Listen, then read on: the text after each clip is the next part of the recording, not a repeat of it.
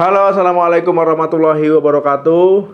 Dulu sebelum hamil dok, tekanan darah saya normal, tapi kok setelah hamil tekanan darah saya jadi tinggi. Nah, ini disebut dengan tekanan darah tinggi ataupun hipertensi dalam kehamilan ya.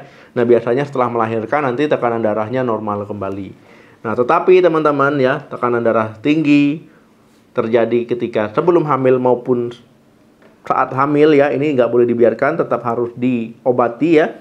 Harus dikontrol karena ini bisa membahayakan kesehatan ibu maupun membahayakan kesehatan janinnya. Nah, jadi ada tipsnya.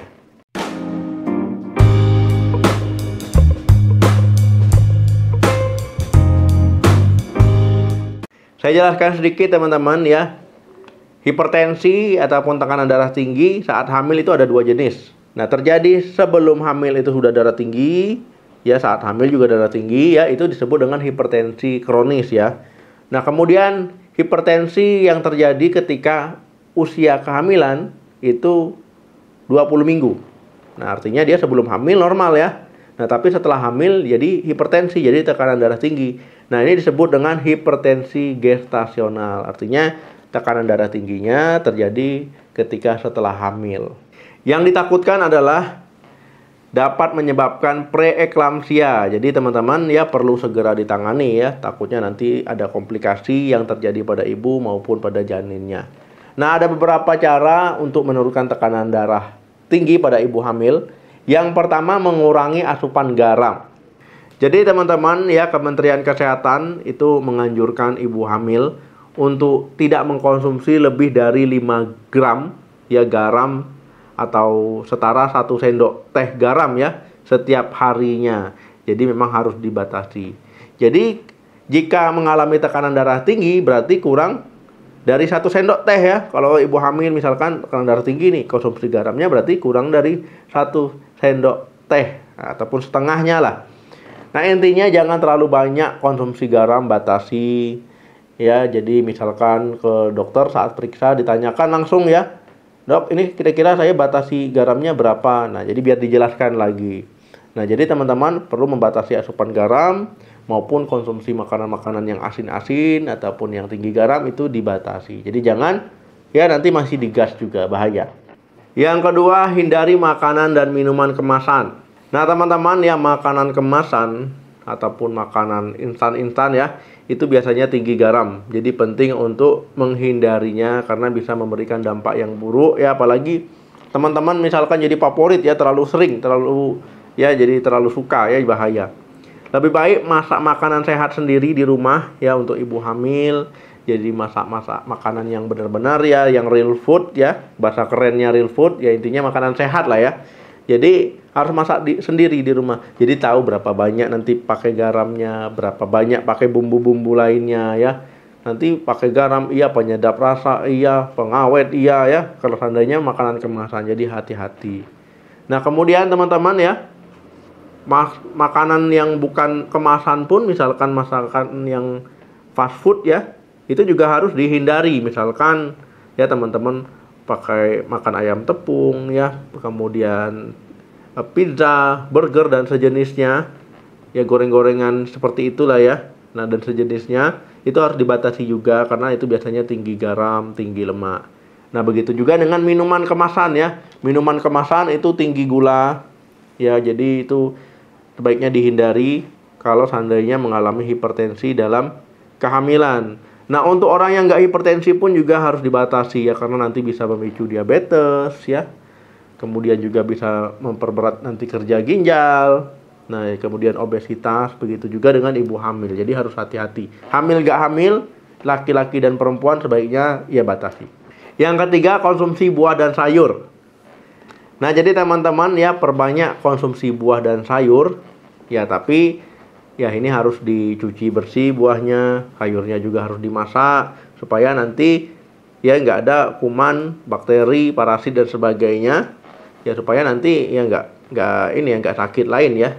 Jadi teman-teman, ada penelitiannya kalau seandainya mengkonsumsi buah dan sayur ya rutin setiap hari ya, ini bisa menurunkan resiko tekanan darah tinggi saat hamil. Nah, jadi ya ini bermanfaat tentunya.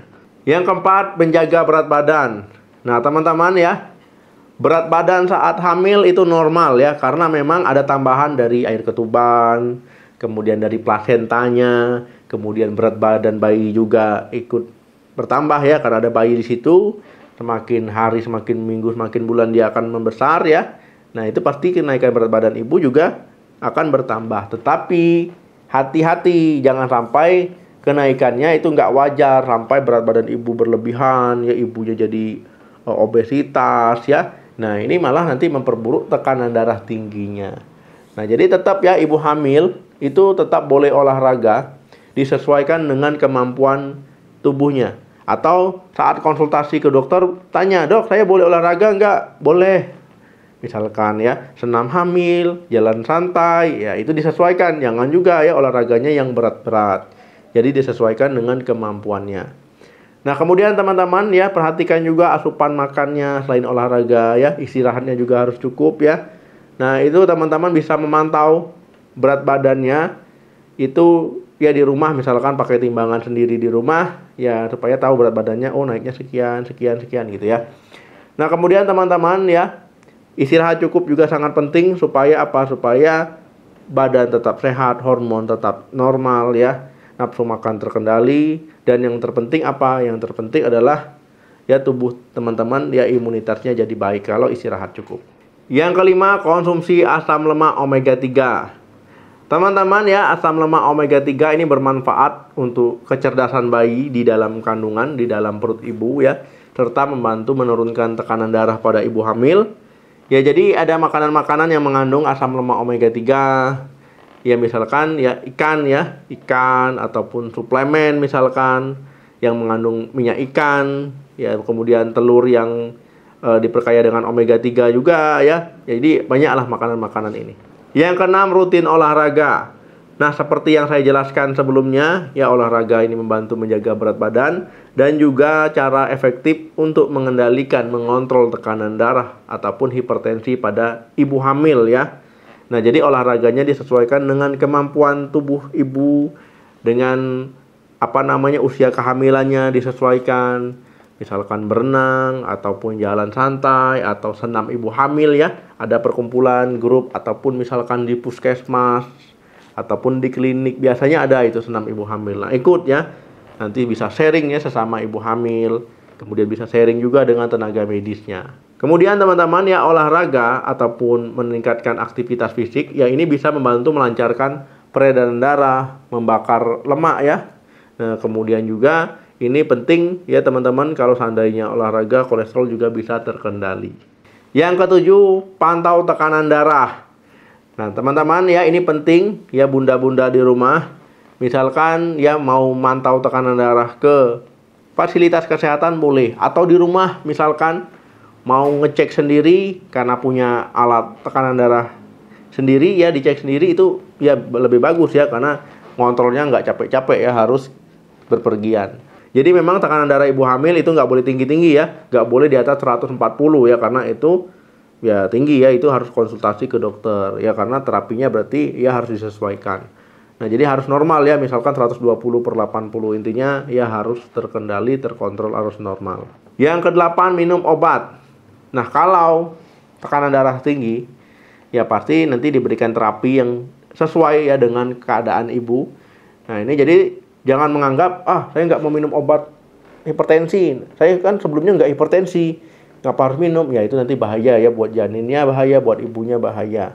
Nah, kemudian obat hipertensi jangan di stop sendiri tanpa ada anjuran dari dokternya.